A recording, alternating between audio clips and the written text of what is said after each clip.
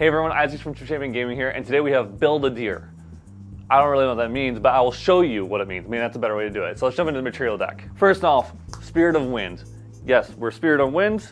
We're gonna do some Spirit of Wind tricks, reclaim some stuff, use some wind cards that they'll allow us to build our deer. What do I mean by deer? I mean Majestic Spirit. So yes, Majestic Spirit's really good, but what if you can't play Crux or don't want to play Crux like me? Then you have to build your own. So we're gonna go Spirit of Wind.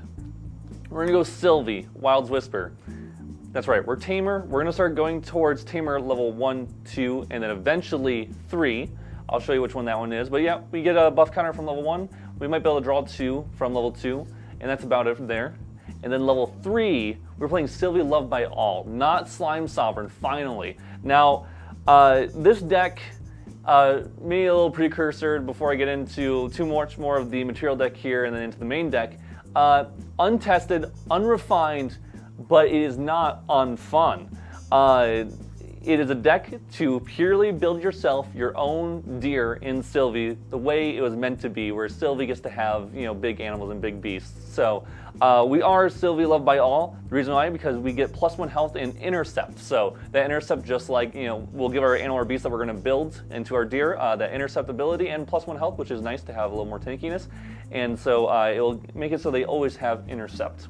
We're gonna go backup charger because we are running Grail, so we want our draw off a backup charger here, and then here's Quicksilver Grail. We're gonna play some little tricks, little ways to protect our champion, just like deer can, even though we're not Crux. So we're gonna use Quicksilver Grail to use that effect. One of the protection cards we have is Covenant of Thorns. Allows our deer to soak up the damage that our champion would hit, essentially giving it Spell Shroud almost. But then, so that's that, and then we have Gaia's Blessing, paired with Stone Scale Band, essentially, allows us to throw cards in the drop, and then if we have if we have 4 animal or beast cards in the drop in our discard here, we can activate Gaia's Blessing in our main phase. Nice thing, we don't have to worry about what we're specifically banishing when leveling up. We just want to do the best value cards. We don't care what animals and beasts we put in the drop, unlike slimes. So this is actually really nice. We can kind of just throw anything we have that isn't a beast, or that is an animal or beast in there that we don't want anymore with Stone Scale Band, and then we can get Gaia's Blessing online pretty easily. Orb of Sealing, slimes is scary. We need a little bit of protection from that, a little slow them down. Same thing with Arcane, if they're on the Rye. Maybe just get by us a turn or two with Orb of Sealing. And then we have Effigy of Gaia. We need the level. We have other ways to get levels if we absolutely need to, but this is really nice. Also gives our our board protection from Cleave, a little bit of protection. Gives our animal and beast allies you control get +2 health if they activated a card with Cleave. So that's very, very nice. So just a little board protection is always really solid. And then Ghost Sight Glass, because we need to give our animal and our beast, our deer, True Sight. Yes, it's expensive, but we gotta do it. We have to do what we possibly can to make this as close to deer as possible. So let's jump into the main deck though. To no one's surprise, we were playing 3 dungeon guides. That might be a surprise because we're playing a 4th Heavenly Guide, or I should say the 4th guide will be Heavenly Guide. Honestly, because we are in wind, we are doing the whole wind package stuff, so we want to gain as much wind value as possible, so we have to keep our non-wind counts really low. You could just do 4 dungeon guides. I'm just kind of messing with a Heavenly Guide in here because sometimes you just get that free level up and we need to have a good influence, so Heavenly Guide helps protect that. We also have a way to give ourselves a level before we are level 2 with Effigy of Gaia here. And because of that, we actually could go Effigy of Gaia and then Heavenly Guide, and since we're in wind, we can Zephyr it or pick it back up and Heavenly Guide again. So that is why we're on the Heavenly Guide, just in case we can get a little high roll in there if we need to.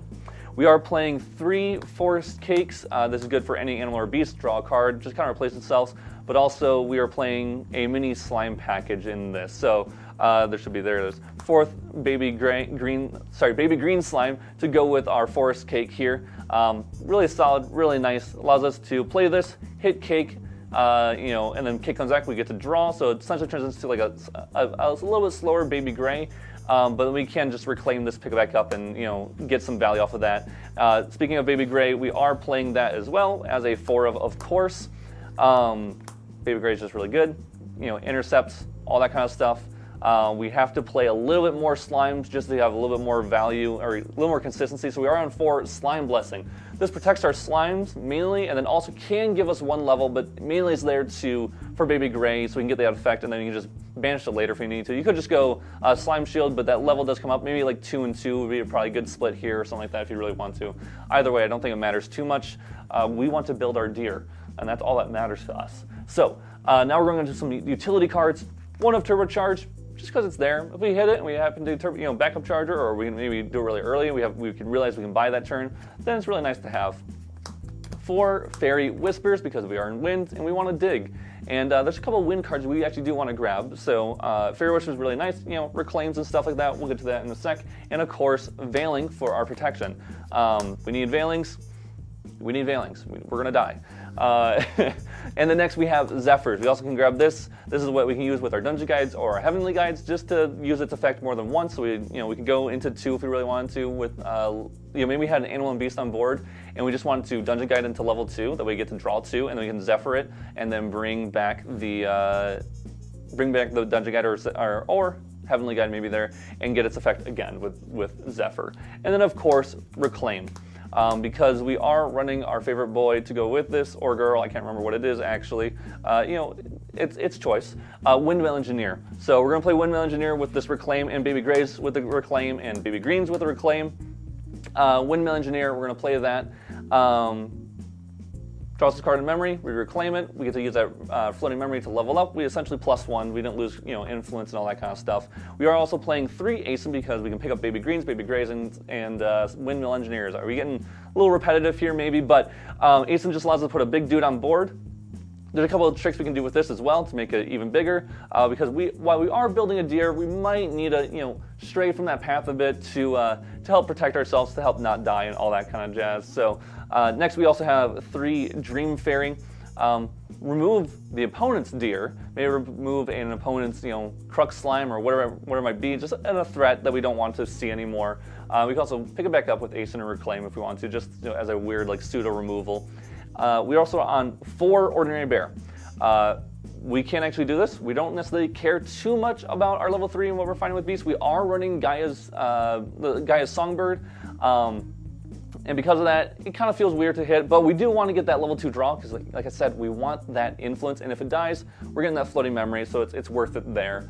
And it can just be kind of a decent little beater on board. And like I said, we are playing Gaia's Songbird, 3 of those in the deck. We are searching for a specific beast.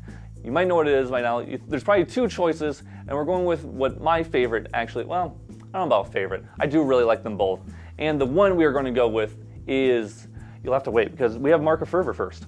Mark of Fervor, this is what we give to give our, this is what we play to give our animal and or beast vigor, so we can restand just like deer, just like Majestic Spirit. So we are at a 4 of Mark and Fervor. This is actually really good with something like Ordinary Bear if you're able to, if you're level 2 and you can swing with it, or with Asins, it's really solid, honestly, with Asins.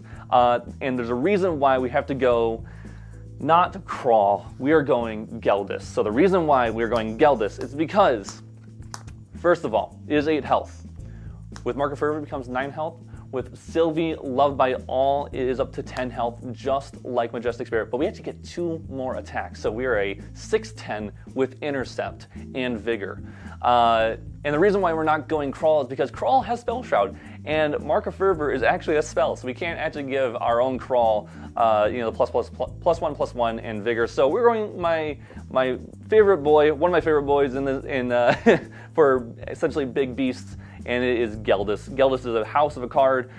It can cost a little cheaper for level 3, which is really nice. It can cost 4, and has that Pride 4, again, why we're playing Effigy of Gaia, and why we have those Slimes Blessings, because we need to have, level 4 so we can actually start swinging with this guy and allowing him to restand. And of course, if you play him, you can give him Spell Shroud, make him hard to remove, make him have Taunt, maybe protect your board, whatever it might be. You can play him early too, because he is really annoying to deal with, and he can give you that level 2 draw effect, and they might not be able to clear it off because again, it's just a 5/8 with either Spell Shroud or Taunt. That's a lot of a body essentially on board for your opponent to remove. But that is it. That's the whole deck. I know what you're thinking, like why Isaac? Why are you doing this? Because I love Mimi decks. And I love when we get to make our own deer, because I don't like Crux. and because I want to play Mark of Fervor on my Geldest, and I want to give him True Sight so he can start swinging at whatever he wants for 6 and be a body that restands. And yes, can they remove it and remove certain effects? Sure, they could. But are they going to? I don't know. You tell me. Play at your locals. Let me know how this goes. I'm going to play it at my locals, and then if I get to, I'll let you guys know as well. That's it for the deck. I'll see you guys in the next one. Peace.